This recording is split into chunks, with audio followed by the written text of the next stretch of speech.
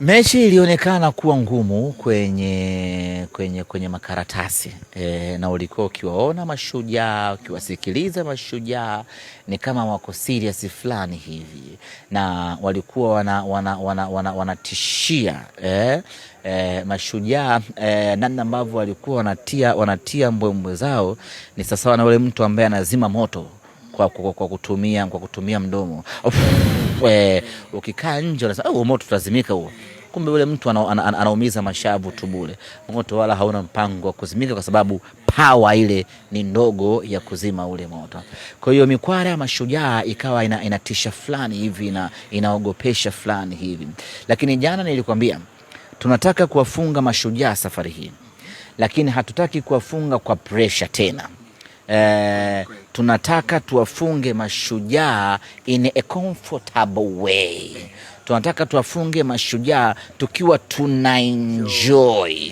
Tuwafunge Mashujaa tukiwa tumerelax. Tunataka tuwapigie mpira mkubwa Mashujaa.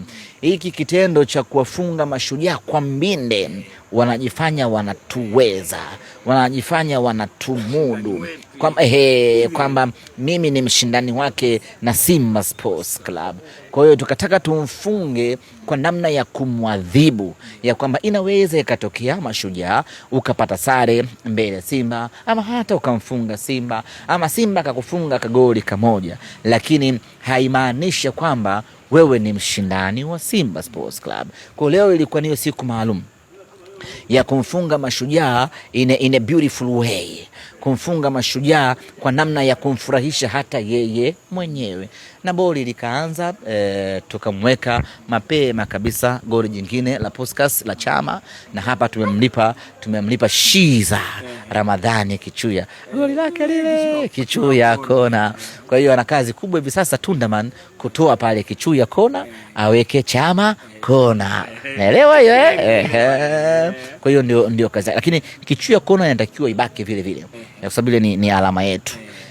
Lakini kwa leo Mwamba Lusaka alikuwa na kazi ya kujibu ile Kichuya kona, akafunga goli pale, watu safi kabisa.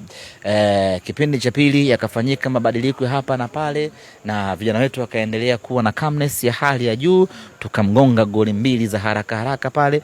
Goli nyingine tena la Mwamba Lusaka, amepiga mchi mmoja wa maana kweli kweli. Maeneo kama yale watu wote huwa wanajua Chama hapigi, watu wote Chama hapigagi, Chama hana mashuti, lakini leo akakunjua msuli wake wa Kizambia, akaweka mkwaju wa maana kweli kweli.